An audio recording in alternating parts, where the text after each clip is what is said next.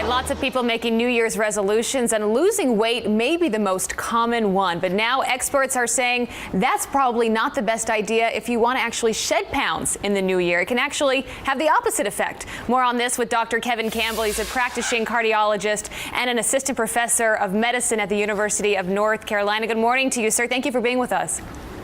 Good morning. Happy New Year. Happy New Year. So there are experts out saying for those that have this resolution, which I think that's the #1 resolution every year, is to lose weight. You have experts saying actually don't do that because it could have the opposite effect. You could gain weight. Does that surprise you?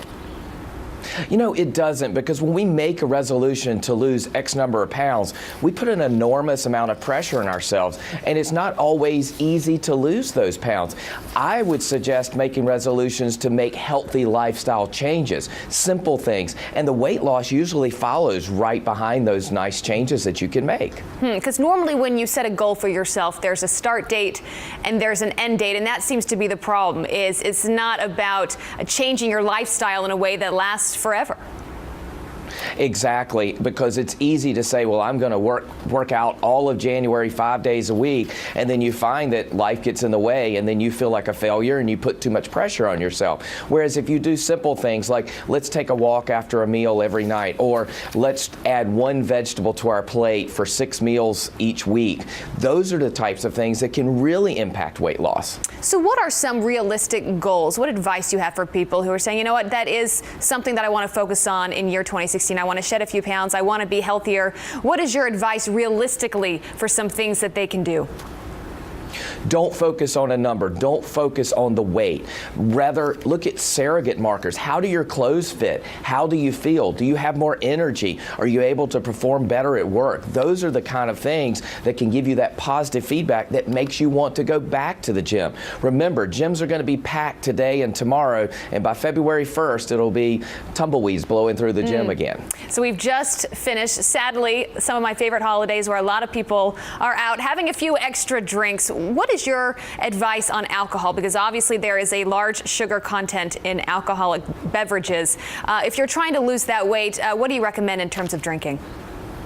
You know, I think we have to limit our alcohol. I think if you look towards maybe 5 to 7 drinks per week for men and a little bit less for women, I think you're going to do very, very well. Alcohol is empty calories and can really put on the pounds.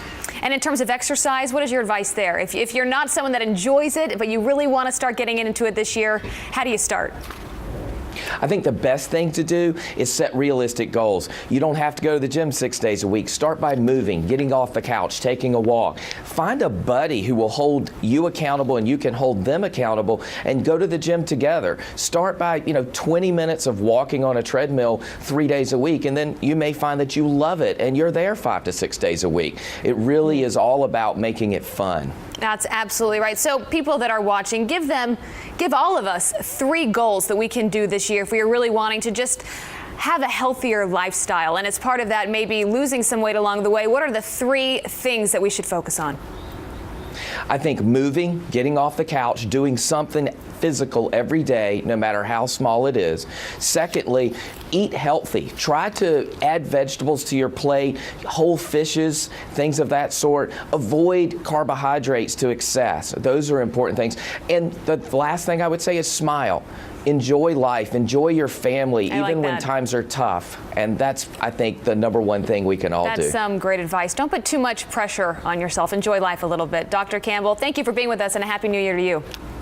Happy New Year. Thank you so much. You see, I think the takeaway from this is we could have had those Tate's Bake Shop cookies that we really wanted earlier. We debated it at 7 a.m. At this 7 a.m. morning. It was breakfast of champions. It was time for cookies. We said, no, we're going to be good in the new year. We both looked at each other after a few seconds and said, no, we'll be good. We're not going to do the Tate's That was a today. mistake. That was a mistake. I kind of want them now. Yeah, no, for sure. All right, we'll go get them later.